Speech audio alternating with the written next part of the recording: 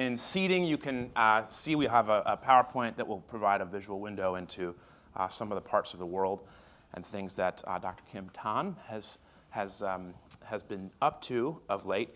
So we'll have that with Kim, and then we'll actually have this group reconvene on this side of the table, and we'll hear from Bishop Zac and have a conversation. Couple quick thoughts. One is that cognizant that yesterday, in some ways, sort of started out with a little bit more didactic look at existing trends in society, as opposed to a more overt look at religion. But whether that's anti-Semitism here in France that Mark told us about, which does couple with far-right populism and Islamism and has a certain religious thread, and then zooming out more broadly into Europe that Jeff walked us through, or the conversation about global populism that Matt and Ed led us through with sort of even larger, wider lens. There's a sense in which even that, bundling economics and politics and culture, even that, religion plays a role that is a more subtle thread. It's a little bit of a duller color if it's a color on a tapestry, right? It's not bright. It's not quite as obvious. But even the sort of wistfulness, the neo-religious wistfulness, returning to the olden days of Weimar Germany or Make America Great Again, that sort of psychological religious longing, in some ways maybe it's there. But in both those conversations, it wasn't as bright.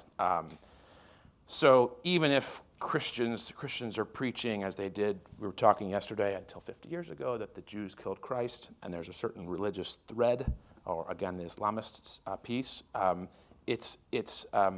it's maybe not quite as bright as we're going to talk overtly about some of the religious realities in the world today. And by the way, this happens with other faith angle things too. Like we had a thing last month in Napa and had a conversation on polarization and technology and on race. And religion plays a more subtle role, but we're trying to make the case that it's part of the story, that it's a part of the story worth highlighting and observing. We do, by the way, have a podcast. I didn't mention anything about that yesterday. But we have a podcast, and Ed Luce did one that just dropped this morning with BHL, glad to report. And Matt Goodwin did one with Henry Olsen of the Washington Post 2 years ago on his book, National Populism. And we're trying to cultivate an ecology, an ecosystem of other opportunities, including for younger journalists. We have this Michael Cromarty forum that we'll bring back in the summer. That's part of a ways to kind of get on-ramped into a larger community of journalists like yourselves. Just worth noting. And so as we're diving in then today to some things that are a little bit more explicitly religious, we're doing so through the lives of two exceptional human beings and leaders. A global business leader with a massive heart for the world's poor and marginalized, and a cleric in Uganda who has pivoted in more recent years his work from work exclusively in the church to the ways that religion impacts all of culture, including public life. So when we first reached out to Dr. Kim Tan of SpringHill Management, someone who has invested significant sums of his own and his own company's resources to foster an extensive African and Malaysian network of self-sustaining entrepreneurial businesses that allow for wealth creation and not merely charity. I had in mind a kind of an entrepreneurial capitalism AEI type talk, how enterprise, not aid, is better, how development is better than charity. But as we all got talking, the plot thickened a little bit. And we thought instead of just talking about some of those themes, bureaucracy versus on-the-ground entrepreneurship, there may be a little bit more to say, a window. So I hope that both he and Bishop Zac will give us some of that, but also that we'll get a window into some of the ways that religion is functioning consequently, either for good or for ill in the world today. And perhaps some ways that on the other side of that, they see possibilities for renewal. A bit of background on Kim, who will speak first, including his PowerPoint. Kim invented and secured an early patent on sheep monoclonal antibodies. He runs today an international private management fund and works with impact funds in London, Kenya, Singapore, and the United States. He founded a cancer hospital in Malaysia. And in the UK, where he's today based, He's both a member of the UK Royal Society for Medicine. He's a pro-chancellor at the University of Surrey, and he's a past board member of the Saracens Rugby Club. He also played rugby for 2 years. So there you have it. And then immediately following, after we readjust the seats, Bishop Zac is a brilliantly educated cleric from Uganda who's seen a lot, including the negative toll of COVID in his own country, which has led to some very felt local unrest in recent months. He served for 25 years in the Ugandan church, the Diocese of Kampala. He's been active in training future ministry students there. He previously served as the regional director of the Church Mission Society in Africa, giving him pretty clear eyes to the dynamics around aid and development in the country. He's today a senior fellow at the Institute of Religion, Faith, and Culture. And at the Ugandan Christian University, he launched in 2012 a campus initiative fostering deeper connections between faith in Uganda and the culture at large. Lots of journalists, they say, don't get religion, as the old phrase goes. But this morning, perhaps a bit more directly than yesterday, hope you'll enjoy taking in some firsthand accounts of the application of religion in criminal justice systems and prisons, questions of climate change, anti-poverty, economic wealth creation efforts, particularly from Kim, and then in personal story and the life of the church in Uganda in all its gritty reality and marvelous glory from Bishop Zac. Dr. Kim Tan, thank you for coming to Faith Angle, and the floor is yours. Thank you, Josh. Good morning. If I may, I'll stand. It's always dangerous for a venture capitalist to be in the midst of journalists, so be kind. And also on behalf of the Templeton Religion Trust trustees, we're really pleased to be supporting this event. I have pulled together some slides of some of the kind of projects that we've been involved with, and some common themes running through would be using an enterprise approach to tackle some of the social challenges that we have, tackling some of the marginalized groups, be they children, low-cost educations in the slums, or women rescued from the sex industry, or prisoners in prisons. A common theme also running through would be that of restoration of habitat, of the environment, restoration of broken lives, of broken relationships. But they all come together because they are all integrated in this framework that I have about human flourishing. What do we need for humans to really flourish? Well, we need the environment, and I'll say something about that because we've just still having COP26. But not just the natural environment, but also the local environment. Slums are not good environments for human flourishing. When our kids are running around in sewers, it is just not a good place for humans to develop. So we need to tackle that. Then the dignity of work, and that's what fuel a lot of these other issues. If we don't have health, don't have good housing, education, we don't have technology. We need technology to help us with human flourishing. And then we need beauty. We need the arts. Yesterday morning, those of you who were up at 7 in the morning, the sunrise was magnificent, right? And we need something of that beauty, something of that art for us to flourish.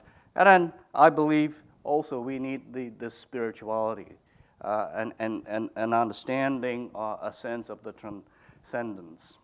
But this is where I started about 20-something years ago now, became disillusioned with my own philanthropy, moving from running a biotech venture capital fund to running now what we now call social impact funds. And this is the kind of data that really was quite disturbing for me. The red line is a 30-year scale here. Red line is the amount of aid that has gone into sub-Saharan Africa over those 30-year period. As aid is increased, the GDP of these countries have actually decreased. So that was scary and frightening, and that was what started me on a journey to say, me writing more checks in terms of charity wasn't really going to transform anything. And having come and grew up in Malaysia, seeing the tiger economies in Asia transform themselves without aid, without philanthropy, we still have very few foundations out there. But through people coming into our countries, building small, medium-sized enterprises, the SMEs, and over time, employing our people, and then stimulating a whole generation of local entrepreneurs who then went out to build further businesses. That's what has transformed these countries in Asia.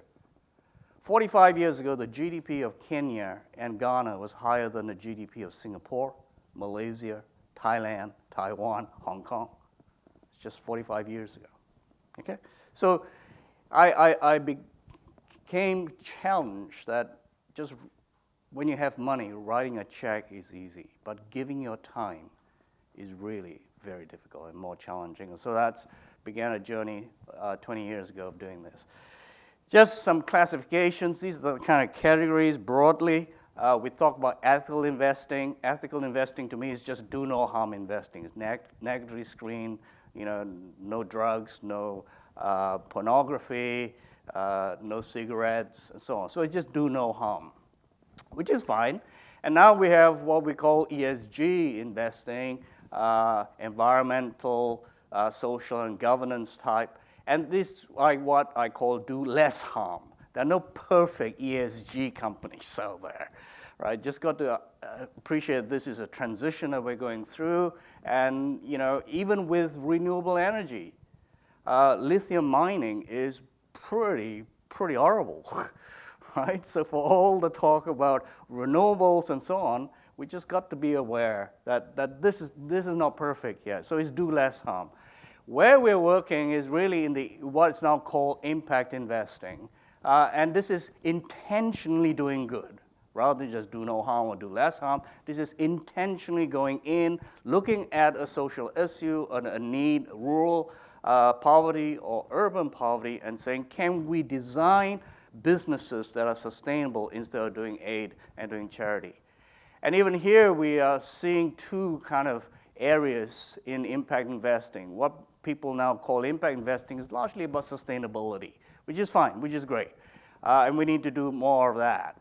But what I want to concentrate on this morning is what we are calling social impact investing, which is really tackling poverty as our primary objective.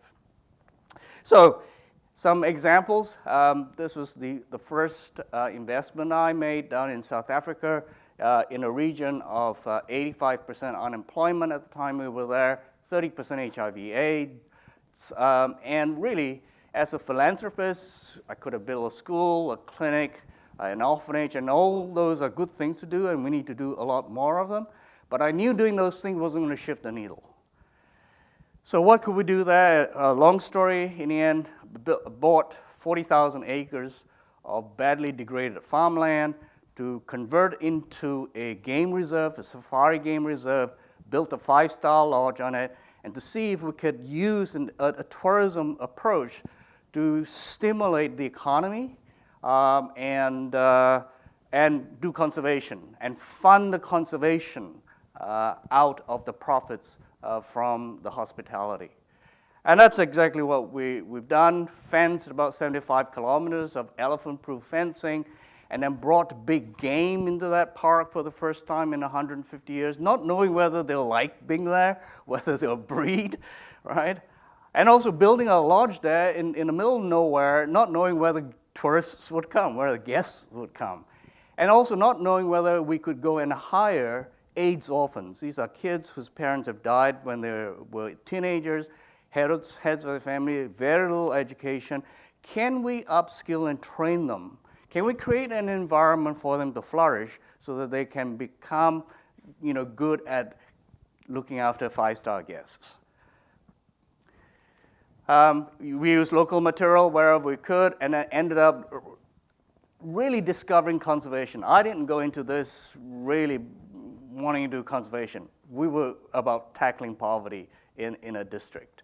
But in the end, the profits from the lodge have come to sort of help us run a bunch of conservation programs on some endangered species there. Elephants certainly breed very happily, and so do cheetahs. All our game reserves in South Africa are largely in fence areas, and they've become very inbred.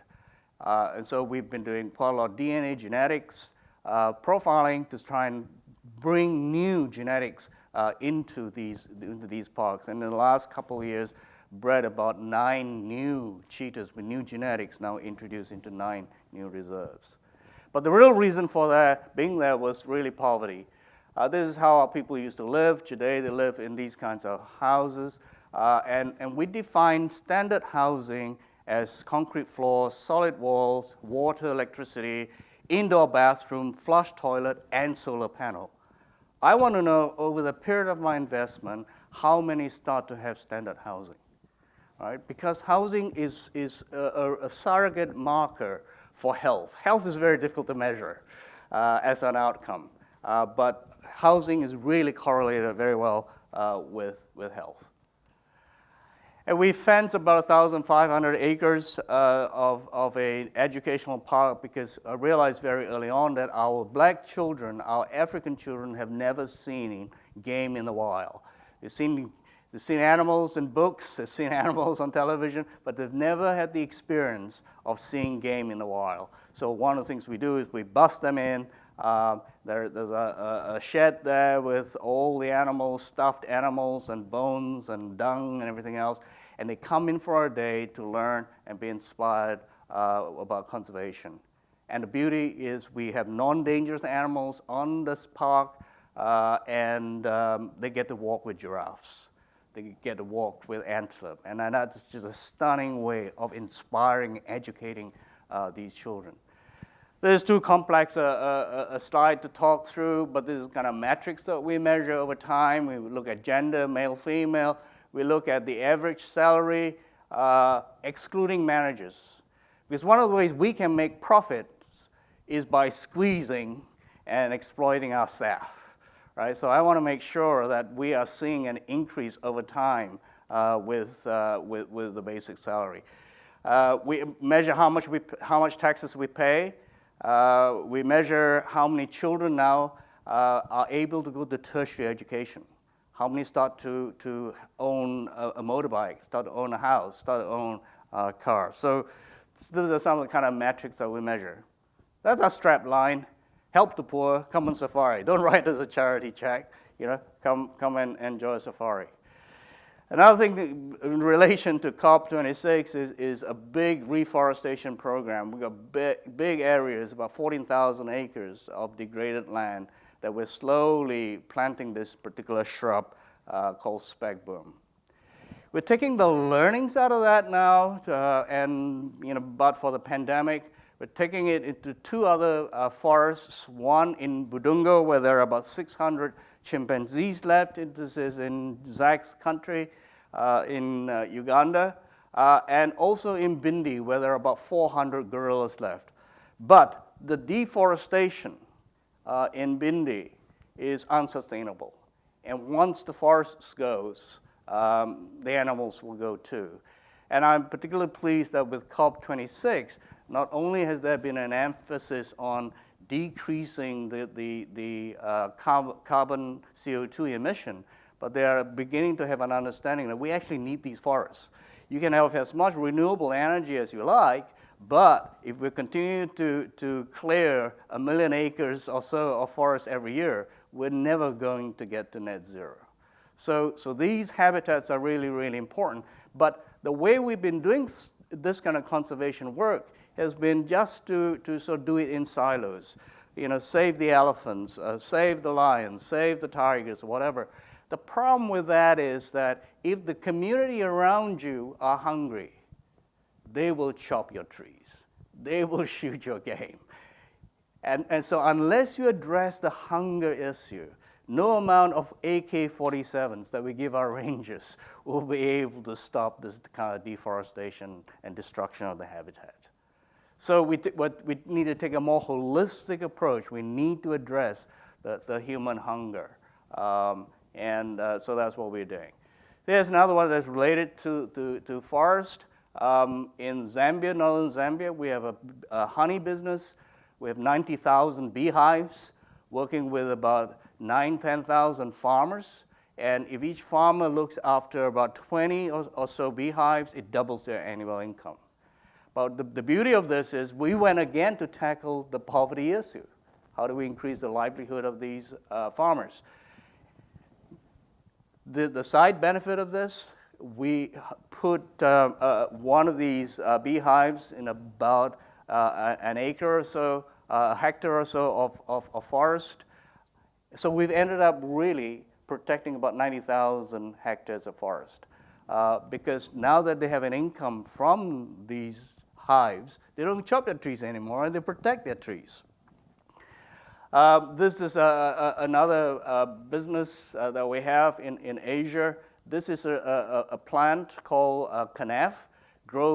It's a part of the hibiscus family. Grows really, really fast. We can harvest about twice a year. The real value of the kanaf are these fibers. So you strip out the fibers. They're long and strong, and they're used for in the car industry. Toyota particularly, if you have a Toyota, you've got this plant in your car, either as insulation or as biocomposites for car interiors. But the core has traditionally just been a waste product. They've just thrown it away and burned it. These guys have taken the core, chipped it, and mixed with lime to build houses with. And you can build these in panels in the factories, and then come and then just assemble them 3-4 days, and you have a house. So genuinely greenhouse, it's already captured carbon, no sand, no cement. I think, David, I don't know whether you remember, the New York Times carried a long series on sand mining, the environmental impact of sand mining. It was my niece who did that piece there. And we've run out of sand, basically, for house building. The kind of sand in the Sahara is too round, too fine for building. So here's an innovative technology that doesn't require sand and no cement. Those of you who remember your chemistry, lime will carry on capturing carbon and becomes calcium carbonate, which is stone. These houses actually become stronger with age rather than our concrete houses that sort of deteriorate with age.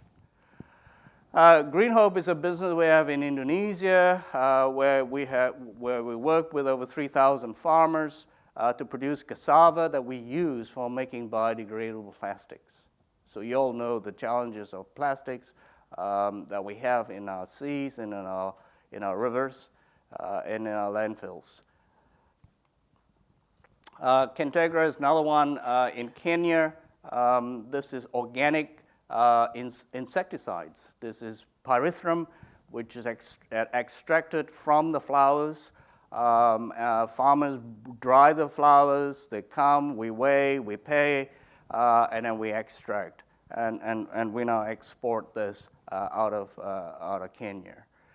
I'm going to skip this. This is a computer training center, 6 months to get a Microsoft certificate in the slums in South Africa, in the Eastern Cape and Western Cape. Synergy, toilets. So those of you who are familiar with the slums will, these are scenes that you'll be familiar with. We have a model where we franchise these kinds of toilets to these micro-entrepreneurs. People pay 50 Kenyan shillings to use. We currently have about almost 4,000 toilets scattered around Kibera slums in Nairobi, and serves about 140,000 people daily with clean toilet facilities. But if you look at the economics, this just doesn't pay. The only way to make this profitable is to take the waste away, to convert it into organic fertilizer, and that's what we do, and then also to turn it into an insect protein. So this is a fly called black soldier fly. They lay their eggs on poo, and when the larvae hatches, the larvae will also feed on poo, and we harvest the larvae and use it as a protein substitute instead of fish meal in animal feed. As you know, fish stock around the world is declining, so this is actually going to be the most valuable product out of this kind of waste. I've been accused of running some pretty shitty businesses. This is the shittiest of them all. And it's human waste together with food waste from hotels and vegetable waste from pineapple plantations and so on. So this is the factory where we can now handle about 70,000 tons of protein production a year. Some of you may know about Bridge International Academies. It's been written up several times now as a case study. Here it's just using technology to provide low-cost education for kids. We spend very little money on the infrastructure, $30,000-$40,000 to build these kinds of schools. And by the way, my first school in rural Malaysia is just like this. My first school in Malaysia, my parents were immigrants. We were poor. I grew up poor. And this was my first school in the rubber plantation in rural Malaysia. And it just shows that it's not the infrastructure that matters. It's investing in the teachers. It's investing in the software. And if you have good, inspiring teachers, you know, kids can still achieve things. But often we just spend too much time just, you know, investing in all this infrastructure, and we forget that what's needed is actually the software inside. So we use all our curriculums on tablets. Parents pay us by mobile money. We pay teachers and suppliers by mobile money, and we pay them on time, and that's the key. Many of our government school teachers don't get paid on time in Africa. And hence, teacher absenteeism can run for anywhere from 45% to 55%. They're not in class to teach. And when they come to the class anyway, they're pretty demoralized, not really incentivized to teach. We charge $5 per child per month. This started with one school in 2009, 2008 in Mukuru in Nairobi. Today, Bridge now has over 5,500 schools with 1 million kids in our schools on a daily basis, pre-pandemic. Post-pandemic, we don't know how many are coming back. So far, about 700,000 kids are back in schools. This is all tackling this challenging issue. In the interest of time, I'm going to skip this. This is an ed tech business we have in Indonesia, providing books and videos of lessons to kids in Indonesia. 2 million users a month now. PayGo, this is a smart meter that sits on top of a cylinder, a gas cylinder. We're trying to convert people from using wood and charcoal into using gas. We supply a double hob, and they use a mobile phone to release the right amount of gas that they need for the day. And then when the gas level drops to a certain level here, it sends a signal back to base, and will come and replace the cylinder. And these are the kinds of places that we supply the gas to. And you know, you can't get a bicycle in, you can't get a motorbike in even, so you have to walk. So we designed these pouches, these carrier bags for our agents to carry gas into these kinds of environments. We're trying to move them out of gas now into solar induction cookers. We have, you know, a number of solar businesses already in Africa, but we are just looking at one now to do solar induction cookers.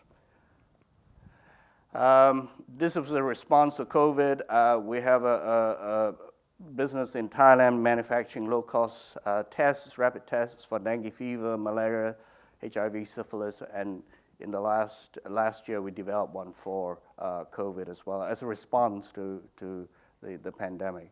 Two final stories. Regenesis rescues employs rescued women from the sex industry, upskills them to do photo editing for real estate companies in the US.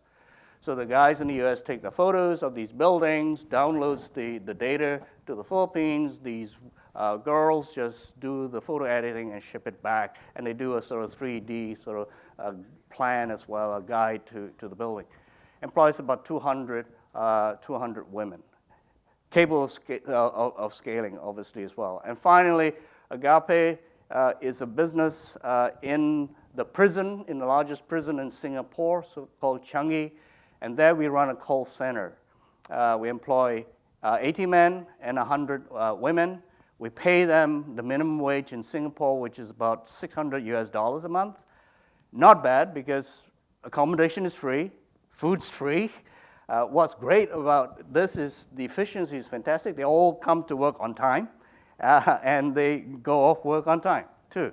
And one of the things we're seeing is once they have some pay, they can start to send money back to their families. Family starts to visit them, because once they're in prison, they're just disowned.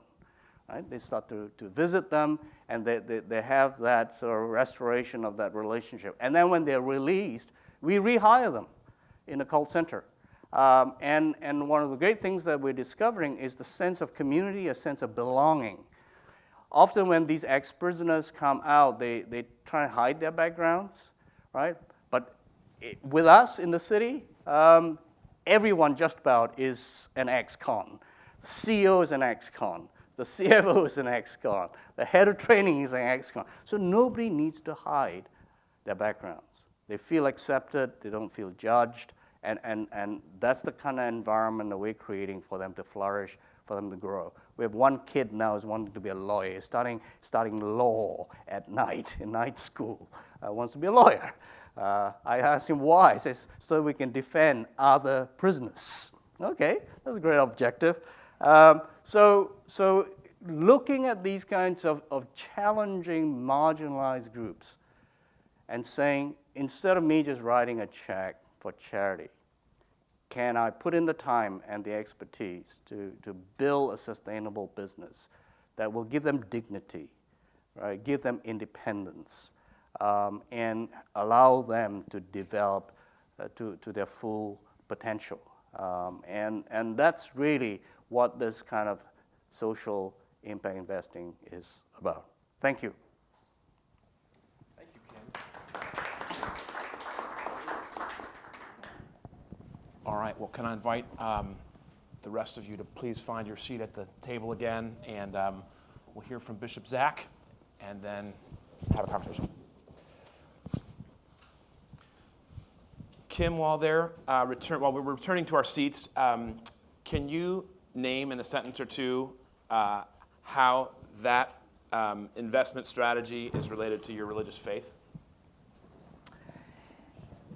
Yeah, Josh, we can't take anything with us when we die, when we go, right? So we spend so much time trying to sort of build more and more and get more and more. And so, I got to a point in my life where I just realized, yeah, I could have gone on to run another biotech VC fund. But, I've got more than enough to live on. And it's a case of using my talents. Because I believe that at the end of when I face my maker, my creator, I'm going to have to be asked to give an account of the gifts and talents and resources that He's given me. And I want to be able to say I've done more than just build my own empire and have nice houses and so on and so forth. So yeah, my faith is integral to all that we're doing. It's what keeps us motivated to keep going out. These are tough places to go to and spend time. So without the faith to sort of motivate me and push me on, I think it'd be difficult. Thank you. Bishop Zac. Thank you very much. Truly delighted, and want to say thank you, Josh and your team, for inviting me. I count it a privilege, a responsibility. I must be honest, it was a surprise to me, given that it was very clear that the focus of this conversation is Europe. So, and yesterday's conversation augmented that. But my excitement is really this line in who you are, the faith angle. And very grateful because right from my childhood, I learned from my father and my mother that to be a follower of Jesus, that faith has implications in all of life, and that, because my father was a first generation Christian, the first one to be a follower of Jesus in a wider clan, and then he went on to be a teacher, preacher, planted several churches in the villages of southwestern Uganda. A man ahead of his time. Because of his faith, he learned Kiswahili, he learned Luganda. He really taught me that to have faith is to seek to connect with everything that the Almighty God has created and all the people. And so to learn language is itself an experience of faith.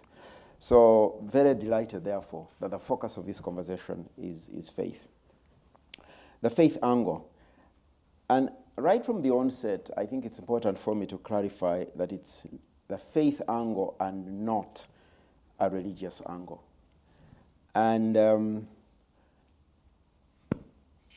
when I learned that my brother and friend Kim was going to be here, it was another motivation, because my connection with Kim was really a connection of faith. He and I connected over an angst about charity not transforming the world. As I told him, 8 stories in the early 2000, must be 2003, 2004, when we met and talked. And Kim, I'm really excited to see some of the things that have developed from some of those conversations and the work we have done together. But it was a connection of faith that really, really brought us together. And our angst over poverty in Africa, which has been my concern. And but this distinction, if I say nothing else, I really would like us to have a conversation on religion and faith and the distinction, because they are not the same. And I would like to encourage Europeans and Westerners to try and learn, especially from other areas in which Christianity, these Western religions are still very young. Many years ago, in my own pilgrimage and seeking to learn, I investigated as to the word, for example, in the African languages, the word for religion. And from east to west, north and south, all over sub-Saharan Africa, there is not a single community, whether it's the Zulus or the Baganda or the Ekwe in Ghana, who actually have a word for religion, an equivalent. The adopted word is dini, which comes from the Arabic. And because in our own traditions, it's not that we didn't have a faith, but we actually didn't have religions in the sense of religions. And so this distinction is extremely important, because there are ways in which religion as a concept is a foreign thing for most societies on the continent. That's not to say there is not a deep faith or what you might call religious impetus, but that's a very important distinction to make. The distinction is essential, especially when considering societies where their DNA is diversity, multiple intersecting identities, societies in which they do not have a shared faith traditions, or nationalities. Growing up, it may interest you that with the Roman Catholic missions and Protestant missions from especially England, the Church Mission Society and others, it's very interesting that we used to fill forms in primary school, and there was a section of religion, and religion wasn't Christianity. Religion was Roman Catholicism, religion was Protestantism, and now there's a new religion called Pentecostalism. In other words, Christianity for us is not a standalone religion. The religions are Roman Catholicism, Protestantism, and of course Islam, which predated Christianity in my country. So this distinction is very critical, and I'll be explaining why it is also very critical, especially because this whole idea of how peoples who have different identities core to who they are, especially nationality and religious traditions, how they can live together as diverse peoples. And very often really intrigued by the European experience, in which reading some of the history of Christianity on this continent, how it was often the case that a nation had its own religion. So the boundaries of the country were also the boundaries of religious traditions. So you can talk about Lutheran countries, you can talk about Catholic countries in Europe, you can talk about, and so on and so forth. So this whole idea of homogeneity, and sometimes I think that that's the one thing we can't really take too seriously from Europe. I argue that if Europe taught anything to the world, it's tribalism. And tribalism of an extremely deep end. So, now I grew up without making that distinction. I grew up not realizing that Christianity was a religion, but also Christianity was a faith, and that the two were not necessarily the same. In fact, I grew up having faith in Christianity as a force for public good. Of course, Christianity was the only faith tradition that I had been exposed to. In high school, I met Muslims in the same class, but they were a very despised minority in our school system. So I believed in Christianity, and I believed in Christianity as a force for good. And that was kind of reinforced by my experience in high school, my experience even at university. Because you see, in countries like mine, the school system was founded on religious basis. So there were Protestant schools, there were Roman Catholic schools, and then there were Muslim schools. And does that sound familiar in Europe? And so this whole idea that you developed a people in which the other was not to be included.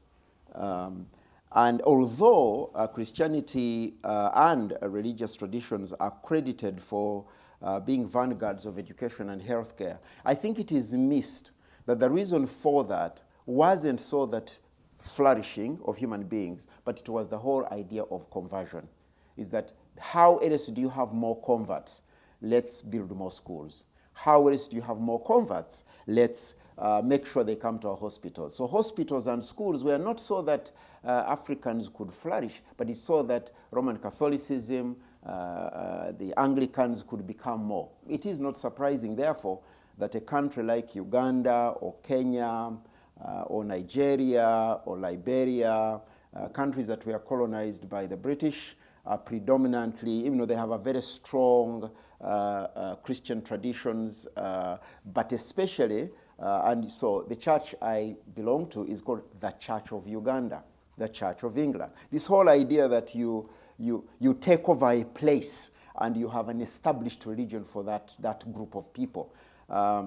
French colonies across the continent, Roman Catholicism is the heyday. And in my country, one of the biggest issues in the politics of my country is that we've never had a Roman Catholic for a president.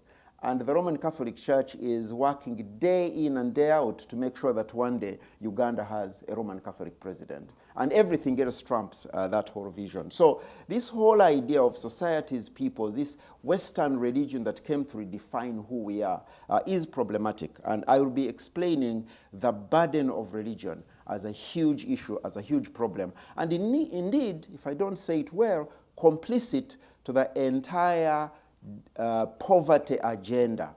The Africans are poor not because Africa is poor, but Africans are poor because of plunder. Poverty is a project. The problem is not poverty for Africa. The problem is greed. And greed is also associated with religion. If I don't say that clearly, I should just put it there. So, growing up, therefore, I began to have deep questions about Christianity as a religion, especially in a context of political turbulence, military repressive regimes, and violence. Idi Amin came on the scene, a Muslim military officer, and 1971, I was in high school. 1974, Uganda signed up as a member of the Conference of Islamic Nations. And so since then, Uganda is a signatory and a member and really recognized as quote-unquote Islamic State in spite of the different proportions. And I have argued in some of the work I have done that Idi Amin and the Islamization of Uganda was a creature of Christianity because it was a reaction to unestablished Christianity. And I mean, if I tell you the religious wars in Uganda, the first wars in my country in which guns were used, gunpowder, were religious wars between Roman Catholics, Protestants, and then with Muslims, and I could go on. So this burden of religion is right at the very, very foundations of the nation state, the colonial nation state, very problematic. And unfortunately, we continue to suffer with it. So these experiences began to shake my faith in Christianity as a religion. And this was especially exacerbated when I started work on the continent, initially as a student leader. I was the coordinator for the student work in universities and colleges across the continent within the English and Portuguese-speaking African countries. You know, again, really, really shattered to see that some of the most violent and stable countries, this is in the 1990s and since then, were countries that could pride themselves to have a very big population that were religious, that were Christian, and some where you had a population, a significant population of Muslims and a significant population of Christians. The war of religion is vicious. The story of Nigeria is one such story, the instability of that country. And these countries being divided along religious lines. And generally you have the north. I mean, there are enclaves of religion. Kenya is a very interesting country in this whole religious thing. It's actually possible to be able to say, this ethnic group is Presbyterians. This ethnic group are Anglicans. That ethnic group are Roman Catholics. This idea, and it is a European idea, I think, that a particular nation has a particular religion. And this that was exported by the missionaries on the continent. So I travel across the continent, and this experience challenges me. Poverty is growing, not in the poorest countries, because if you think about Congo, DRC, an extremely wealthy country in terms of natural resources. Think about Sierra Leone and the diamonds. All these stories you know. I don't have to get into them. But these are countries that are still battling with issues of poverty. And I mean, if I tell you about the school systems of these countries, mine is an example in that. In all these countries that I speak about in sub-Saharan Africa, you can't deny the presence of religion I mean, it's massive. A country like Uganda, 98% have a religious affiliation. 98%. This is Uganda. 85%, I think, round there would call themselves Christian. However, the average age by which a woman gets pregnant in my country is 15, 16 years. The dropout rates at primary school level, I'm just giving those as indicators of poverty. By the way, we have a very young population in Africa. Uganda, 80% of the population are 35 years and below. Very, very young. And I could say this for Niger, I could say this for, on average, I think on the continent, it's between 60 to 70% on average across the continent, below 30, 35 years. Very, very young, but very poor. Poor in a very rich environment. So the presence of Christianity, and with the presence of Christianity, the presence of religion, Islam, Christianity to be specific, there are exceptions on the continent. But together with that presence, the presence of injustices, corruption, repression, poverty, civil wars, and I could go on. So if that is true, there therefore must really be a problem with religion. So this faith that religion is an impetus for good was expunged, and I began to struggle. Some of you might wonder, how then did you become a bishop?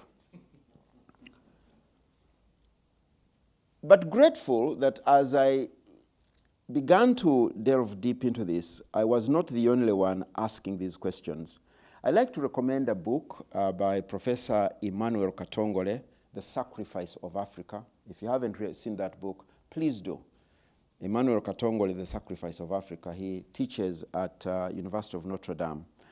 And he too writes and says this, and I quote, that we should all be troubled, and I quote, why war, tribalism, and poverty, corruption and violence have been endemic in Africa's social history, despite Christianity's overwhelming presence. In fact, it has failed to make a significant dent in the social history of the continent. Paul Gifford, I think I was checking, he may have passed this year, remarkable professor in the social sciences, also written that despite the growth of Christianity and the social activism of the churches, Africans are in general 40% worse off, and he was writing in 1998, than they were in 1980s. So this decay of African countries, African societies, compared with the rising tide of religion. I think it's important to put a footnote here that this is not just an African problem.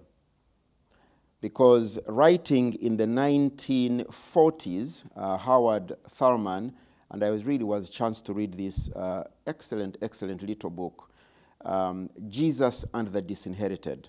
And Howard Thurman, a grandson of slaves in America, wrote, and he said this, and I quote, why is it that Christianity seems impotent to deal radically and therefore effectively with the issues of discrimination and injustice on the basis of race, religion, and national origin? This impotence is this impotence due to a betrayal of the genius of religion, or is it due to a basic weakness in religion itself? And I think that summarizes the question that I would hope we can grapple with. Is this impotence due to a betrayal of the genius of religion, or is it due to a basic weakness in religion itself. The question is searching for the dramatic demonstration of the importance of Christianity particularly, but I would say the same in our societies in Africa vis-a-vis Islam and other foreign religions that came to our land. Christianity, in dealing with the issue, is underscored by its apparent inability to cope with it within its own fellowship. I have mentioned the wars between Roman Catholics and Protestants in my country towards the turn of the 19th century as the missionaries from different orders were competing for the soul of a people in Uganda. So I discovered that, therefore, it is important for me to find a different way of thinking, understanding, and I found the whole idea of faith liberating. Because faith is about relationship. Religion is often about institutions, structures, systems, rituals, processes that delineate, that create us and them, creating separate, definable groups. And I'm not suggesting that we therefore must expunge all religion. It's important to understand that religion itself is embedded within it some forms of politics of division, the building of walls that divide a people. That's our experience on the continent. And yet, faith as a relationship, faith as that which seeks the good in everyone. Why? Because if it's any faith at all, it's a connection, a relationship with the transcendent, and there is in each one, every human being, a transcendent reality. So to recognize transcendence is not just the transcendent of the other, creator, redeemer, sustainer, the invisible, but also the transcendence in each one of us, the recognition of that. And that itself is an act of faith. It is elsewhere spoken to as dignity, human dignity, and I'll come back to that thought later. So, faith sees. Faith has eyes that recognize, not the other, but one, a recognition of a shared humanity, a shared solidarity as one human family. While religion obscures. Religion is blind and often sees difference the other. And I hope that that is not as oversimplification. But I'm suggesting that these are the kinds of conversations we ought to have. This has been very important for me in the struggle for justice in my country. An Anglican bishop, when I made the choice to take an early retirement in order to pursue the cause of justice, I was amazed that in that fellowship group, a group of whom we were committed to this cause, is I found some Muslim clerics that we could be in solidarity together. And I still can remember in the 2003 when we were demonstrating on the streets of Kampala against corruption, I was together with a Muslim cleric. We stood together. In fact, in that year, I was arrested off the streets violently and taken to jail and spent the better part of 24 hours in jail for that. You will be amazed that subsequently, as I did my visits that were required by the police, by the government, and I don't need to say much more, I was not visited by fellow bishops. It's actually my Muslim friend who came with me all the time I needed to visit the police. Why? Because we were both committed, because of faith, for the dignity of all Ugandans, irrespective of who they were. Not a single serving bishop in the Church of Uganda came along with me. In fact, I am told that the House of Bishops of the Church of Uganda had a conversation about my detention.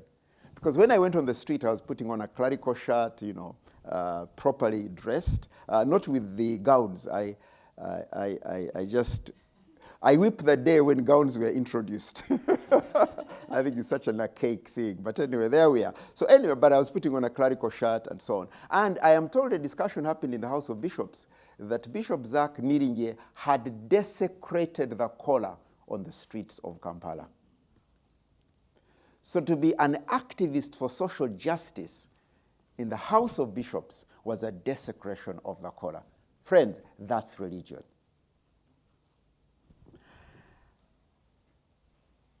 And this dear Muslim scholar, and I have several other friends that I could speak about who are Muslims. I can speak to you about very dear friends with whom we have passionate for the dignity of every Ugandan, who are Roman Catholic fathers, Roman Catholic priests, Roman Catholic bishops. So my fellowship on this path of justice, the dignity of every Ugandan, are not Anglicans.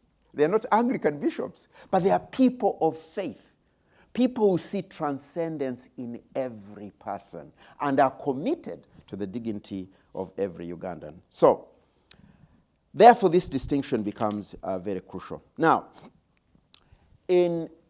somewhere in 2000, as I grappled with this, as I was giving up the whole agenda of religion and asking questions about how societies are transformed, and it's those times when I connected with my brother and others in the Transformational Business Network. And at that time, we began to think this mission thing, mission, mission, mission. And the conversation at the time was, how do we think about business as mission? Business as mission. Not business for mission, not business to finance mission, but business itself, because business transforms societies. It's what creates employment. At that time, it became clear to me that actually societies are transformed by two things, which are twin fellows, by politics and business. Politics and business shape societies. And as I delved deeper, I am not a political scientist. I'm just an activist seeking to see how societies can get better.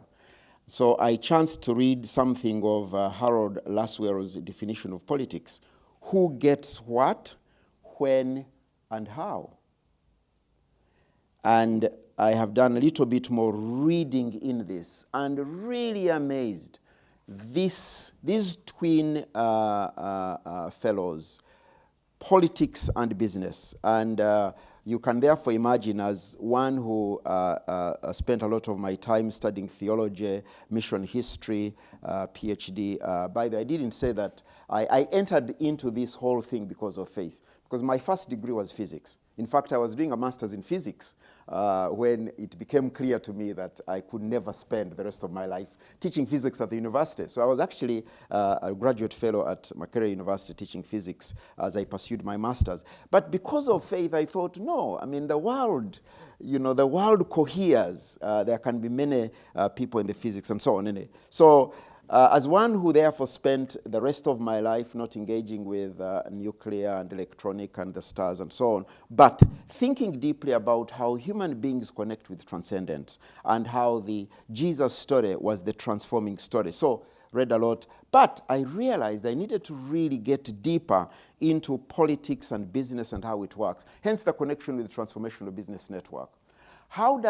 And the joyful thing of that connection is that the people I met with, we didn't ask, are you Roman Catholics? Are you Pentecostals? Are you seeking to build schools for Christians? No, it's for human beings. It's for anybody and everybody. And I can tell you more stories to that end. So, the two things, politics and business. Then I, for a little while, because of this interest, my story in the Church of Uganda is very interesting, but because when my church saw my interest in social justice and all this, they actually nominated me to governance council of the country. I don't know how many of you will be conversant with the Africa peer review mechanism process, which is a self-monitoring peer review for governance and so on. So I was actually nominated by my church and then when I was nominated, I became the chair of the Africa Peer Review Mechanism for Uganda. And so I used to go to the African Union because there is, as part of the structure, the panel, the summit of heads of state. So I would sit in that room with heads of state because the delegation for a country was the president, maybe a minister responsible, then the chair of the peer review mechanism. And it was always fascinating sitting with these African presidents as they discuss the future and the governance of Africa. So as I did that, I began to, of course, become much more openly activist for social justice, the end of poverty. And so I was actually invited in 2013 to be part of the group launching this book. This is a World Bank report, Inclusion Matters, the Foundation for Shared Prosperity. And I read this book, and I was amazed that the World Bank that hardly has, you couldn't really qualify the World Bank as a faith group. But amazed that the World Bank was using a language that is akin to faith. And the overall theme for this is Foundations for Shared Prosperity. So I got interest, and I recommend this book as a number of others within this series, because I think they strike at the heart of some of the conversations that we are having. Inclusion Matters. This is a study based on World Bank country offices, their work, Afghanistan, Brazil, China, Ghana, Poland, Uganda, and it focuses on ending extreme poverty and promoting shared prosperity. It's grounded on the premise that an inclusive society must have institutions, structures, and processes that empower communities so that they can hold their governments accountable. So you understand, business and politics go together. So the whole idea of political economy, really something that we must, and I don't know why clergy, ordained people on the continent, this whole division between religion, business, is really one of the curses of this religion and the compartmentalization, the dichotomization that Europe has benefited us on the continent. That religious leaders in their theological training, they do not really read political economy, is a sad thing. It's really, really sad. Because how can you lead the people and do not know how they live in their economies and how they can build wealth? So in this book, the conviction is that people take part in society. People take part in society. This whole idea of inclusion through markets, services, and spaces. Markets, services, and spaces. So for me, as I read this, the question became, how then do faith places, or for that matter, faith traditions, engage in politics and business in a way that creates inclusive societies? So that, for me, is now the question. Ways in which faith places, faith traditions, because of faith, if they have any, they seek to create inclusive societies. What does that mean? That people, individuals and people groups are able to participate in markets, services, and spaces. This book really does clarify how that is. And as I've been thinking about the work we have done on transformational business, what it is that we seek to see. It is this, and the book clarifies, that you've got to focus on improving ability, opportunity, and dignity. Ability, which is what education does. Opportunity, education opens up. Ability, skills. Ability, opportunity, and dignity. Dignity as a word imported in the World Bank language, dignity, which focuses on notions of respect and recognition. For if people's abilities, opportunities are enhanced and their dignity, they participate more effectively in markets, in services, and spaces. And therefore, it is possible that faith places can contribute to the individuals, and the stories that my dear brother has told are very, very clear. The whole question of access to markets. we began to talk about dealing with the question of unemployment. How do you deal with unemployment? You know, how do you deal with it? It's not by just skilling. It's that people produce and they can access market. We've been having deep conversations around the coffee value chain. Simply as an example, a dear, dear brother committed to faith goes into a community and realizes that coffee is a very, I mean, Uganda is the home, by the way, the home of Robusta coffee. Robusta coffee is ours. But it will surprise you that the most marketed coffee in my country is Nescafe. And one of my visions is to kick Nescafe out of Uganda because we produce, coffee is grown, you know, and Arabica. I mean, how it is that coffee is mostly drunk in Europe and not in Africa is confuses me. When all coffee, its home is Africa, you know, Ethiopia. And so anyway, the coffee value chain is a very interesting one. So this dear friend, dear, dear man, because of faith, goes into a community and recognizes that you must, standards and everything. So the coffee value chain from the farm to the market, to the supermarket. And I could tell the story how because of his commitment to that, communities were completely transformed. I mean, agriculture is a place for transforming our societies. And it's amazing how, if you are committed to helping people access markets, access services, education, healthcare, but people can't access services, education, healthcare if they don't have money in their pockets. And they don't have money in their pockets if they're not selling anything.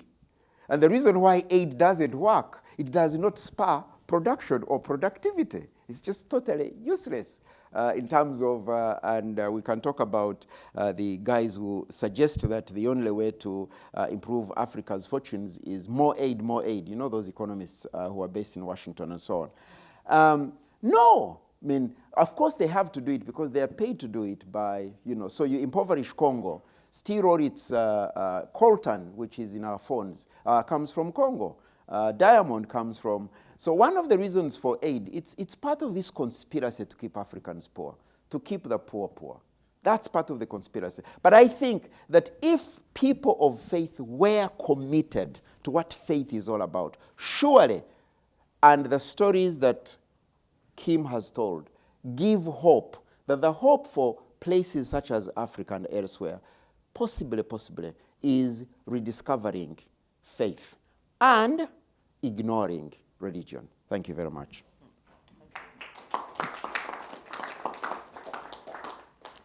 All right, why don't we take one or two questions and then we'll take a coffee break. Vincent, you're up. Hujo. Thanks. Thanks very much for your presentations. Just a few words about my background and why I may sound a little passionate when asking my questions. I've been crisscrossing Africa and covering African crisis for 30 years now, armed conflict, humanitarian catastrophes, and so on and so forth. And I've been, for good or bad reason, blacklisted in at least half a dozen countries. I mean, the white reporter blacklisted is something I love. Apart from that, it's anecdotal but funny. I got a few years ago a War Correspondence Award, not very important, but for the coverage of the Lord's Resistance Army in northern Uganda. You know, LRA is somehow messianic militia. I mean, name it, a bunch of killers. But a very, very good example of dire instrumentalization of the religious factor. Because Joseph Kony, the founder and head at the time of LRA, appeared among his followers as a re-embodiment of Christ himself. So it was, okay. And another anecdote is that I published last spring a book entitled Tyrants of Africa, The Mysteries of Post-Colonial Despotism, and chapter 2 is about Idi Amin Dada as an archetype of the African despot. So the problem I have is very simple. And with all due respect to the very, very impressive presentation of Professor Kim, of Dr. Kim, what I've seen in Africa in the past 30 years is what works at the local level. But the problem is that you cannot indulge in small is beautiful. Because the elephant in the room, and Bishop Zac somehow invited the pachyderm here, the elephant in the room is politics, Mr. Politics.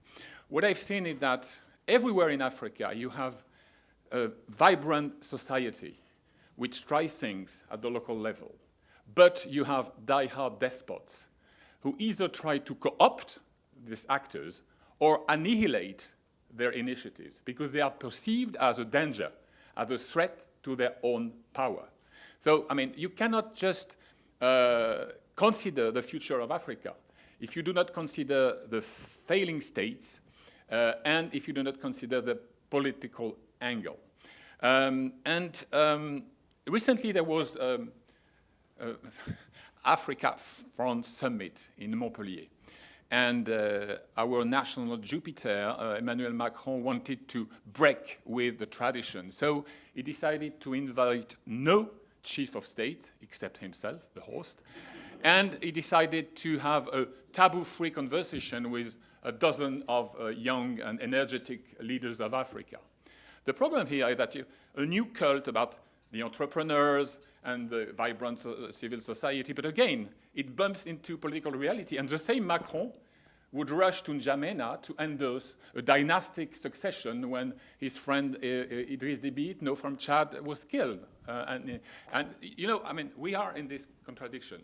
Now on the number two, and I will finish with that, I think the problem we have in most of the Western countries, and we are talking about religious concept, is ironicism. I mean, we have a post-colonial inhibition to address clearly, for example, the authoritarian regression of Africa today. When I wrote a book about that topic 10 years ago, I was just insulted because I was an Afro-pessimist. No, I mean, it's what I've seen on the ground, and I'm neither an Afro-pessimist nor an Afro-optimist. I try to be an Afro-realist.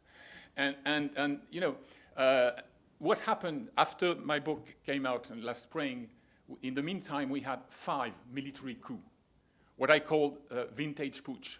You know, the old-fashioned way with a guy in military fatigue who appears on the screen at 8 p.m. and reading, you know, painfully a pre-written stuff. I mean, that's reality today. And I just want to jump very shortly to the other part of it, faith and religion. And obviously, I buy the distinction made by Bishop Zac about my own faith, as coming from a Catholic family, northern France, blah, blah, has been challenged by 3 events. Rwanda. I was covering genocide there. I spent weeks and weeks in Rwanda, during and after.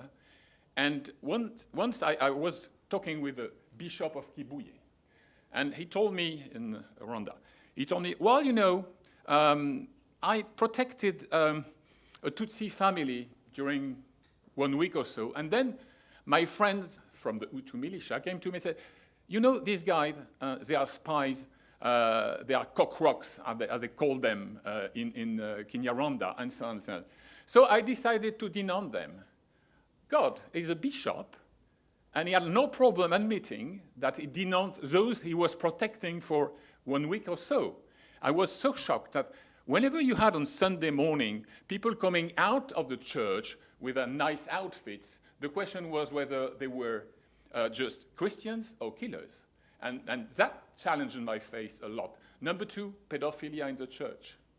It took so long to, you know, get the extra mile to recognize what happened, and it's still on the way. Third thing, very shortly. Once I had to improvise a report in Vatican. It's not in my area of coverage, but yeah, there was a missing colleague and so on and so forth. If your faith can survive 1 week in Saint-Pierre-de-Rome while working on the intrigues there, on the political calculations of the plot to unsettle Pope Francis, if your faith can resist that, you are saved. I mean, and so these are 3 challenges. And I will finish with something about I started with instrumentalization of the religious factors. What I've seen in Africa is some very positive things. During early 90s, we had this, trend of national sovereign conferences in Benin first and then everywhere. And very often, the bishop conference or one archbishop was really instrumental in making it work. And frankly speaking, it was a challenge, And so this is good. When they send teams of observers in this never-ending struggle against vote reading and fraud and so on, they are very efficient. And that's the reason why generally the power doesn't like them very much and wouldn't give them the credential necessary to do that kind of job. This is good. On the other way, you have very problematic example. When you are a candidate, you run for presidency in Senegal, the first visit you pay is to the Caliph General, the General Caliph of the main brotherhoods, Tidiane, Mourid, and so on. When you have, in the Central African Republic, the former president, François Bozizé, who is still hanging around, helping to prevail again once, he was officially the reverend pastor of the Celestial Church of Christ. What is the problem, basically? It's just that the essence of his power was not temporal, but spiritual, or sacred, if you prefer. And you have the sense that, in fact, his religious so-called legitimacy was prevailing on these democratic credentials, which, by the way, were extremely poor. So, I mean, that's the problem here, is that you have the phenomenon that political actors who are still in power today first want to suppress whatever might endanger their political basis, or they try to invite God at their table to reinforce, to strengthen a failing and ailing legitimacy. And I think, if the Western world doesn't address that straight in the eyes, we are going nowhere. Thank you. It's a powerful question, and we have 5 more in the queue. So can I suggest, we only have one pastor in the room. Maybe Bishop Zac, do you want to navigate that one? We'll get one more question in, and then we'll take a quick coffee break and come back. I take it more as a comment and really adding to the conversation. But just to say this, that religion hides faith. Religion suggests that faith is spiritual, But faith is visible. Faith is tangible. And the reason for quoting this World Bank report is that without using the language of faith, is that if somebody is inspired by faith, he seeks the dignity of all people. The whole question of recognition, recognition and respect. So anybody who pretends, who claims to have some faith and doesn't show in their life, in their leadership, ways of affirming, working towards, improving, enabling the dignity of all people, that person is instrumentalizing religion. Now, and it could be a community and so on. And because religion is such a powerful mobilizing force, why? Because it creates identities. Religion is a potent force for decimating populations, and we have a long history of that and so on and so forth. So I think that faith is visible. I think that anybody who says, I have faith, very often they're just religious people who are seeking to instrumentalize religion, and I can give you names of all sorts of them, including Chiluba. After Chiluba lost an election, Chiluba was a first candidate for jail because he was a thief. I mean, we have many thugs who are in charge of political power on the continent. And by the way, having said this, there are also thugs in Europe and elsewhere. So just so you know, this is not a conversation about Africa only and Asia. I mean, these are human beings who steal, who use their public office to steal. But we are discussing Africa, okay? Because I do not want people to have this sense. And I won't speak about anybody in America. I will not, please. I will just not go there. it's a human thing that has happened. So I think that faith is visible. It's evidenced in how people cohere. This whole idea of inclusion. David Brooks, New York Times. Okay, I want to take a once-in-a-lifetime chance to defend religion to a bishop. And I say it first with the supposition that every religious person I know is often disgusted by their own institutions. But that's because the institutions are human institutions, and so they're going to be flawed. The second thing to say is that in my reading of history, religions don't fight each other, groups fight each other. And religions happen to be a group, so sometimes they fight each other, but more often nations fight each other and more often kinship. And religions have a tendency to fight each other less than nations in my reading of history, and Rabbi Sachs wrote a book about this. But I do say whether we have good religion or bad religion matters, and that we need a good religion. My favorite definition of a commitment, making a commitment, is falling in love with something and then building a structure of behavior around it for those moments when love falters. So Jews love their God, but they keep kosher just in case. And we need those structures of behavior. The second thing religions are really good at is passing down knowledge and discernment. And frankly, I think Jews and Catholics do this a little better than Protestants. But it's the wisdom of the ages that gets passed down in the interpretation of the Bible. And I think religions are just fantastic in that. And if you seek to have a personal encounter with God without the history of thought and the history of theology, without the history of doctrine, it's hard. And it's probably going to be, in my view, weak and not durable. Fourth, religion organizes knowledge across generations. And a religion, the institutions, like any institution, is if you want to make change, you have to make change across from generation to generation, and you need an institution. And finally, I'm going to read a quote from a passage from a friend of Jeff and mine on how the institutions of religion changes you. And this quote is from David Wolpe, who was a synagogue out in Los Angeles. He writes, "Spirituality is an emotion, religion is an obligation. Spirituality soothes, religion mobilizes. Spirituality is satisfied with itself, religion is dissatisfied with the world." And I do think that the hard call and the obligations of institutional religions that is felt by monks and nuns who do these heroic things is necessary for faith to be healthy. And that has been my personal experience. So that's my quick defense of religious institutions and the necessity for them. And I understand I come from a certain background, you come from a very different background, but that would be my defense. Your people are also religious. Do you want to weigh in? No, I don't need to comment on that, but maybe just to pick up something from Vincent. Look, there's corruption everywhere. You know, you want to see corruption, well, just think about the LIBOR scandal. That's affected billions of people around the world. You want to come to my country, Malaysia, and see the kind of scandal we have. So corruption is everywhere, and therefore, for me, corruption should not be the excuse for us not doing anything.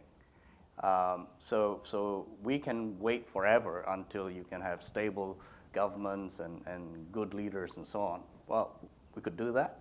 Or we could go in, and the way we do it is really to not get governments to be involved. If you go into the slums and you're building businesses in the slums, these small, medium-sized enterprises, they leave you alone. You know, so we stay below the radar. We go in and build these kinds of businesses. The time when we get into trouble is when we become too successful. Exactly. When we have just 100 schools in the slums in Nairobi, government said, carry on. It's great. When we became 400 schools, the largest chain in Kenya, we have problems. But we're prepared to tackle that. That's fine, right? But so I have taken a view that there are certain countries that are still, for us as investors, are just not stable enough for us to go and do things because our investment period is 10 to 12 years. So we need to be realistic about that. But at the same time, I can't no longer sit on a sideline and say, you know, it's corrupt and therefore, you know, you don't go and do anything. I think there are investors willing to take those kinds of risks now to go and use their business skills to create these kinds of opportunities for locals. Good religion. David, good religion, bad religion. I wish we could have this conversation in my vernacular, because then the conversation would be different. Because then we would have to work hard to find the word for religion. We would then have to find a word for spirituality, both of which are nearly impossible to find equivalents in my mother tongue. And I have come to the conclusion that language matters. Language either opens or obscures. Language not only describes reality, but language creates reality. And so that's the first point, is that yes, admittedly different contexts, but I think we will be better when we start talking more honestly. I think one of the, and bear with me if I say this, one of the challenges for many of us in Africa, we have Europeans and North Americans and so on telling us what is right and what is wrong, including journalists and so on. So I plead for a genuine conversation in other languages as well, not just the English language, and not just the heritage of Europe and so on. Because what I'm sharing with you is the story of Africa. That we had the language spirituality might help, traditional spiritualities. I prefer to use the word faith because it's accessible in any of the languages. I prefer the word faith. So in fact, I could turn it around and talk about good religion, bad religion, and I would say good religion seeks to enable faith. My anecdote, so I was being trained for ordination, and I will ever be grateful for this mentor of mine who said this to me in clear terms. Zac, you are being ordained into an office of religion. You are going to be part and parcel of a religious institution, a religious structure. And I was very clear, I was willing. I was not, it was a choice I made. And I'm still a bishop by choice, So however, this mentor of mine said this. He said, provided you recognize that the reason for all those institutions and structures are to enable faith, And he said, beware of the tyranny of religion. He challenged me to constantly in all my life seek to enable and encourage faith. And I'm still working at it, trying to understand how faith works within these repressive, oppressive, but the history of injustice and plunder grounded in religion is too much for us to ignore, especially in the story of Africa. And I invite us to consider the burden of religion on the continent of Africa and continuing to entrench and exacerbate and make worse a situation of a people who not only were enslaved, but the plunder of the North, and so on and so forth, all in the name of, by the way, I can even give you more recent examples of more new forms of plunder, that are organized around the whole question of religion. So yes, I completely agree. Bad religion, good language, but maybe, what about if we gave up the word religion and find different words? Because the word religion, we don't have it, and we did not have it for centuries in Africa until Christianity came, until Islam came. Religion was introduced, that language. So can we take a break from it? What would that look like? Got 4 questions in the queue. Let's see how far we can get. First of which is Carolina Vigura. Perhaps. Okay, so my question to some extent continues on David's question. I would like to challenge you, Zac, a little bit on this division between faith and religion. Namely, the problem seems to be a little bit similar to the problem with ecumenism. Ecumenism is also a very beautiful idea, but when it boils down to details, it starts to be a problem. So, for example, when people start to ask whether Jesus was the Son of God and God himself, or rather was one of the prophets. And here the problems basically began. And then when it comes to daily rituals and prayers, you might ask, if we are so ecumenical, what to choose actually in order to express one's faith.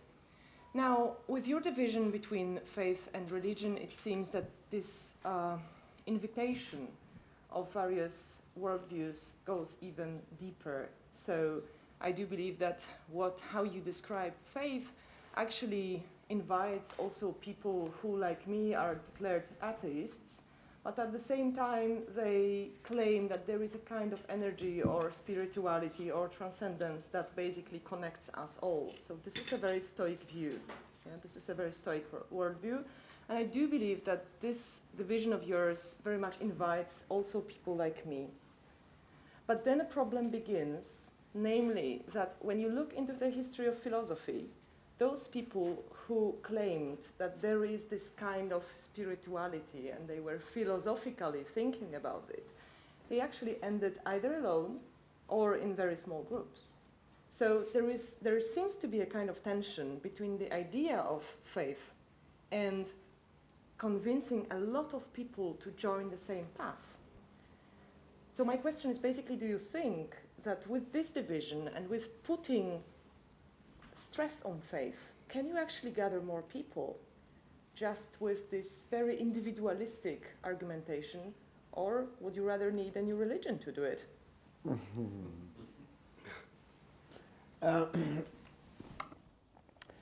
Well, there's a sense in which faith is impossible without community. Because humanity itself is community. So, your observation that a conversation around faith is inviting, absolutely. And a conversation about faith does not seek by itself to convert or to persuade. Hopefully, it is to hear one another. It takes seriously people and their stories and is grounded in, so yes, the observation you've made about it is inviting, absolutely. And I have found that in the work, especially around social justice, the work about the dignity of all peoples, conversations about faith are more liberating. There will not be agreement. Of course there will not be. And we do not seek agreement. Because once you seek agreement, then you are seeking homogeneity, you're seeking the path of religion. Because religion is about clear do's, don'ts, structures, behaviors, and so on. So it creates enough space for us to be different and yet to be able to be what I call seekers. People ask me about myself and how I describe myself, and I say, actually, describe me as a seeker. And I'm in the good company of other seekers. And my seeking is within the context of the story of Jesus. That does not exclude anybody else trying to seek. So yes, it's an invitation to recognize the human in each one of us. And back to the question of dignity, recognition, dignity, respect, dignity, I do not need to convert you. There's a text, is an essay that was written by, I think it's Professor Jean Green, and it was awesome when I read it. It's The Death of Mission. It's the death of mission. And one of the reasons I loved it is because mission and missionaries and everything of that is conquest, and we want to persuade, you want to change people. And in that essay, Jean Green has a deeper reflection on the dangers of mission and what it did and all that. The idea that people must be persuaded to what you believe and stand for. So, yeah, it's a journey. I agree. Okay, we've got Jeff Goldberg, Katrin Benhold, and Anne Elizabeth. Jeff. Sort of a short but big question. Both of you have alluded to this issue of aid versus business development. It prompted a memory 25 years ago, probably, in the Zach and I were talking about this place the Sheraton in Kampala. I met a woman, an American aid official, who told me that she was working on democratization of Uganda, democracy programs in Uganda. And she said she spends about 6 months a year at the Sheraton. It's a very nice hotel, by the way, on a hill, birds and gardens. And I said, what do you do for the other 6 months? She said, well, I have a small vineyard in California. And I said, but what is your work? She said, no, I just spend time in my vineyard. And I kind of must have had a face on or something like that, because she said, well, I don't want democracy to come too fast to Uganda, which is the most honest thing an aid person has ever said. But She must have been joking. she was joking, not joking. I mean, it's obviously she would never say that in public, and obviously she partially doesn't believe that, but partially the incentives in her life were such. I came up with a slogan back in the day where looking at different aid workers, I realized that the theme for many people was carpe per diem. And I'm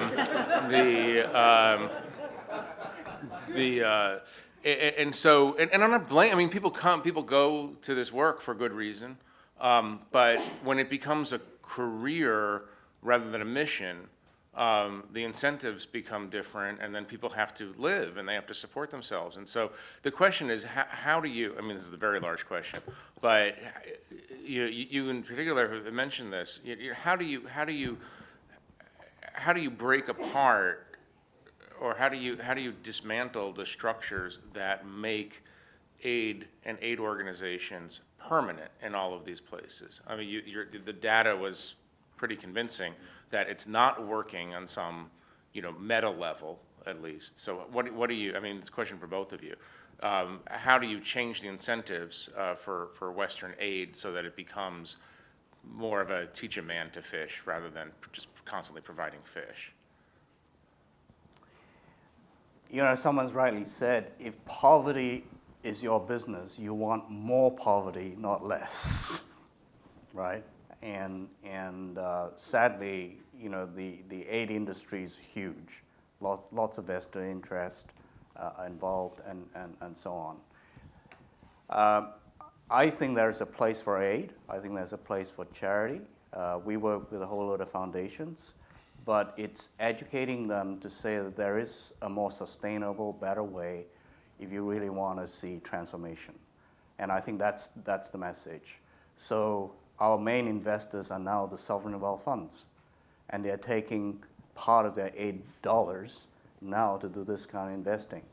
We have the responsibility now to show that this can be done at scale and sustainably, and hopefully to see more of that capital that they would have allocated to aid come into this, because our pitch to them is pretty simple.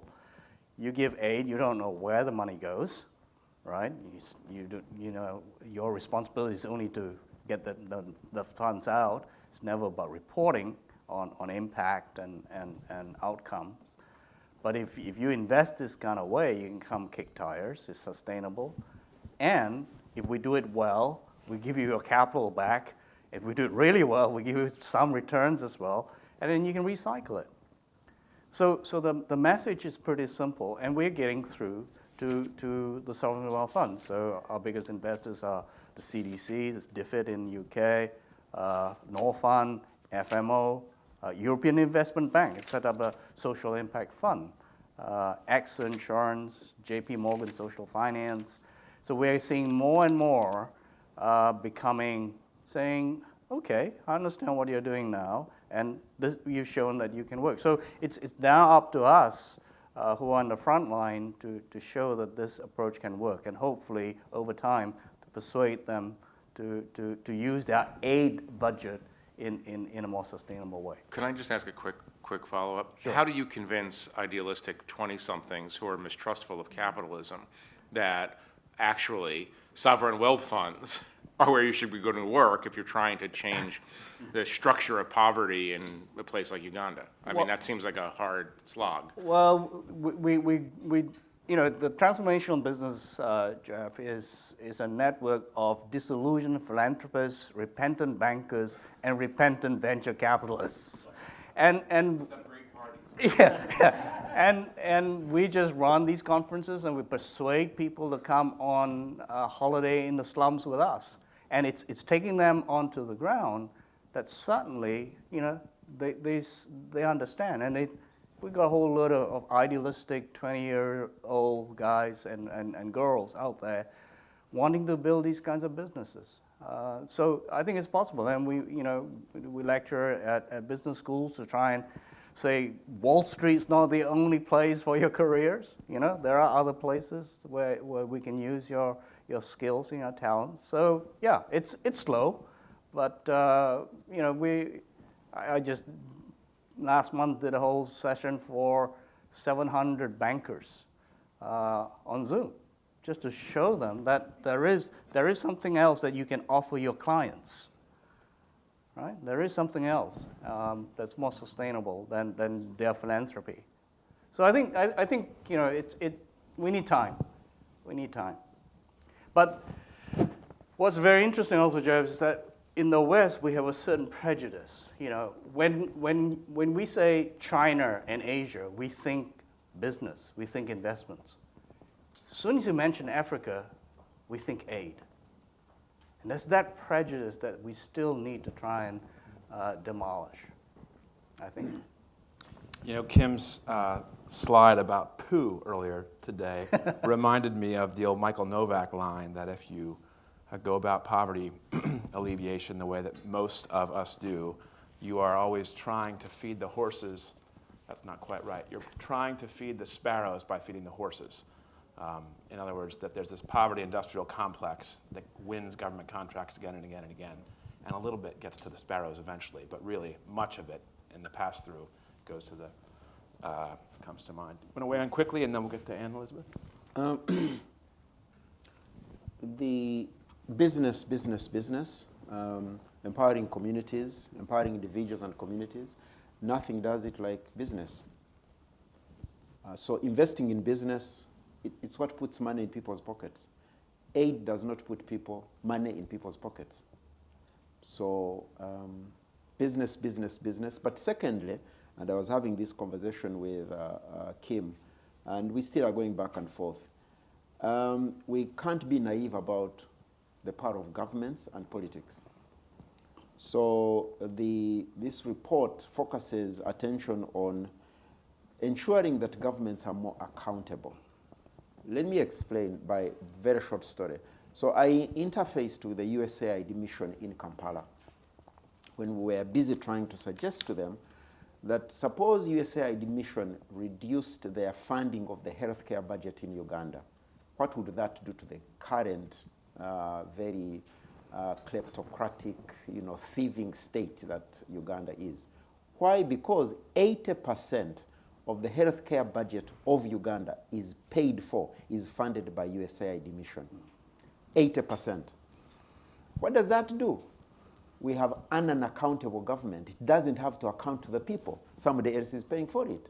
So imagine how, if they removed that, the entire HIV and AIDS intervention in Uganda is paid for by USAID mission. So governments don't have a responsibility over their own people. We are paying taxes, they are stealing them. The other point to make, aid money is the easiest to steal.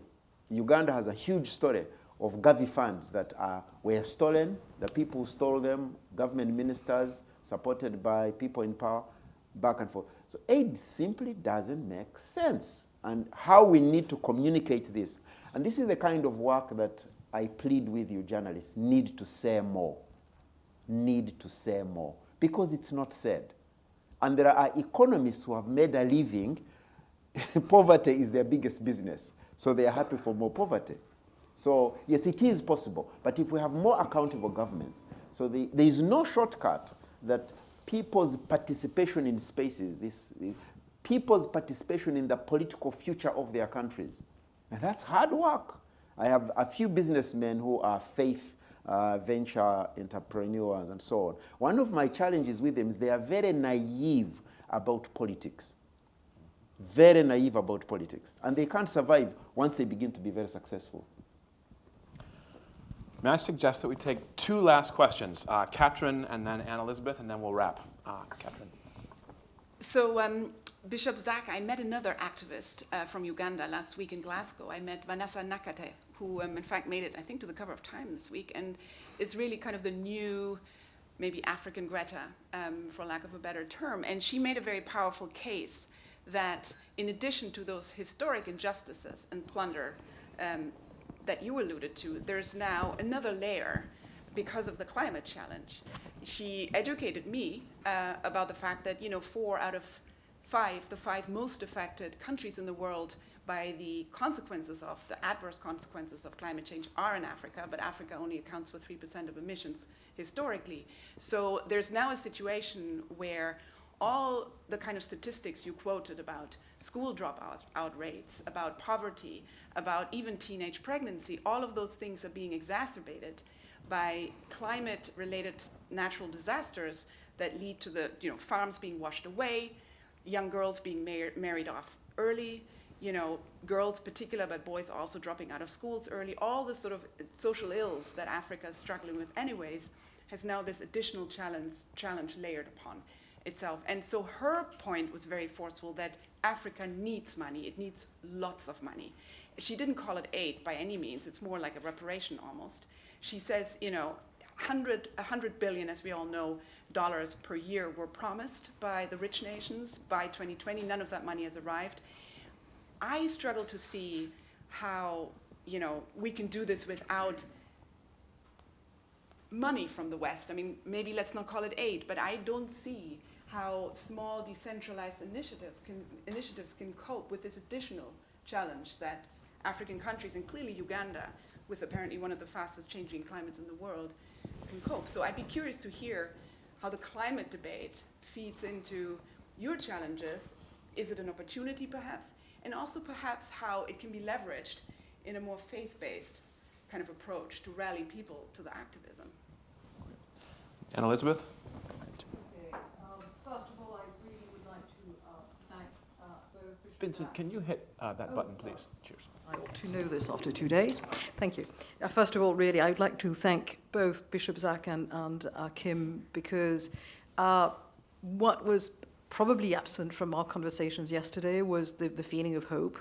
And both of you, in different ways, have given us hope in both spiritual and concrete ways, and these marry very well. So that's really something that I find very impressive. And also I like the fact that you're taking sort of difficult questions, which is going to soften the blow for mine.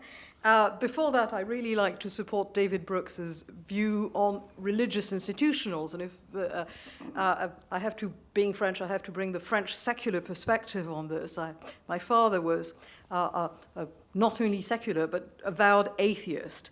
And in 2 instances, he bowed to those institutions. One was that when I was at school in Britain, and the headmistress said, I know that you're not religious, and should Anne Elizabeth go to chapel in the morning at 7:30? And he asked, well, what happens if she doesn't go? And the answer was, well, she gets up later than anybody else, in which case my father immediately said, she must go, which gave me the Book of Common Prayer and the King James Bible, which essentially taught me half, the structure of beautiful English. So that was something, and I think he knew, because he knew that. And the other thing was much more pointed, which was he told me, you have to read the Bible, because otherwise you'll never understand anything in a museum. And in terms of memory and in terms of the institutions, I think the popes knew perfectly well what they were doing when they were commissioning such great artists. And that is, the religious art is something that has shaped our music, our art, sculpture, memory. You need great institutions for that, and sometimes you even need rich institutions for that. My question is from a sentence that Bishop Zac just said during his presentation at the end of it. And you said, and I may have misunderstood, this situation is part of the conspiracy to keep Africa poor. Who are the conspirators, and what would be the conspiracy?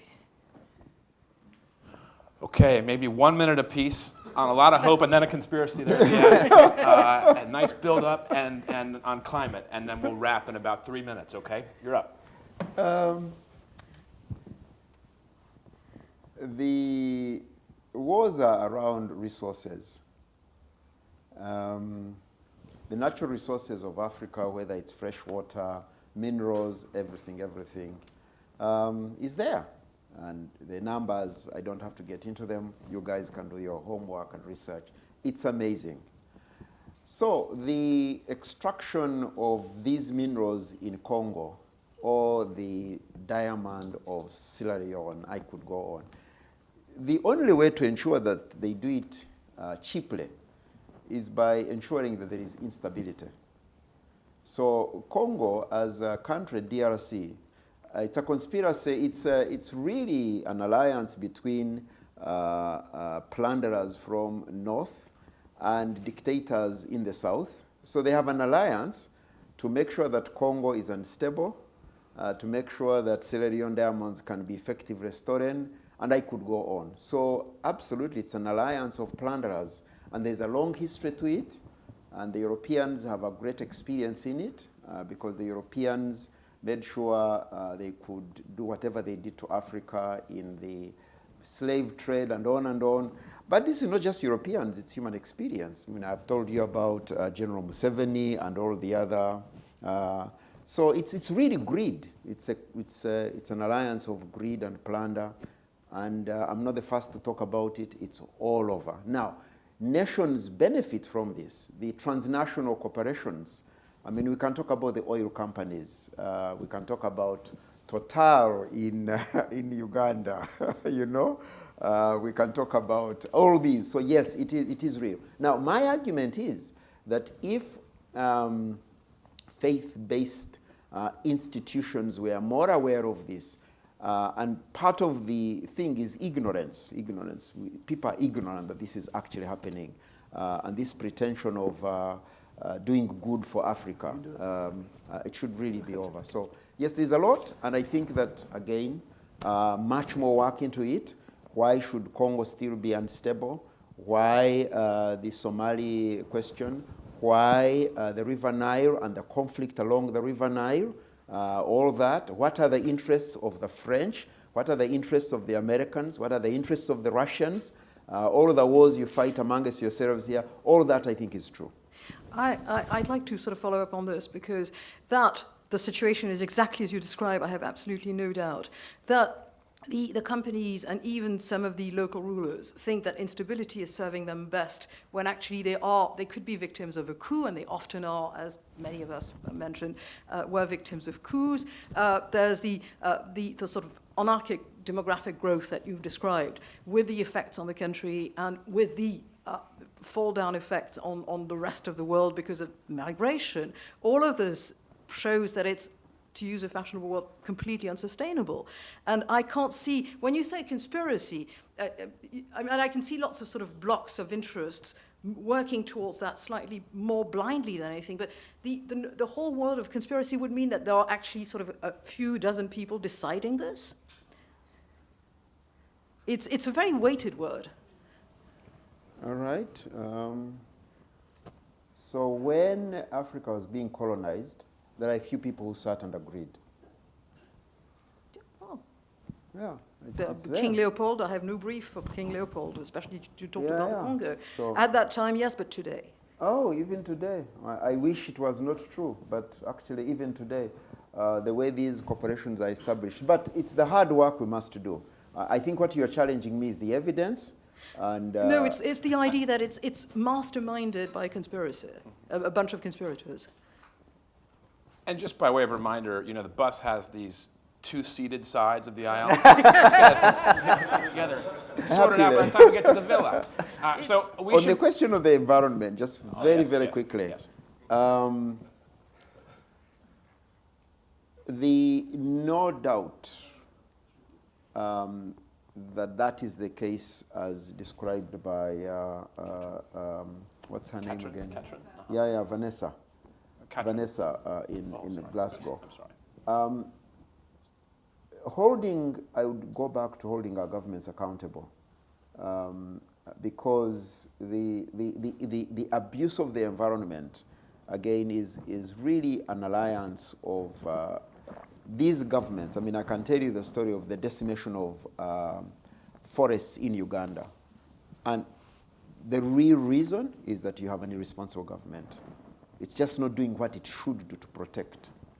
Kampala floods are unbelievable because the building regulations are not followed, and the people who are building in the swamps are people in government. So there's no way we've got to get more accountable governments. And I would disagree with her. It's not more money, it's more accountable governments. It's politics. That practical institutional application is probably a great place to land. Thank you so much, Bishop Zac and Dr. Tan. Thank you.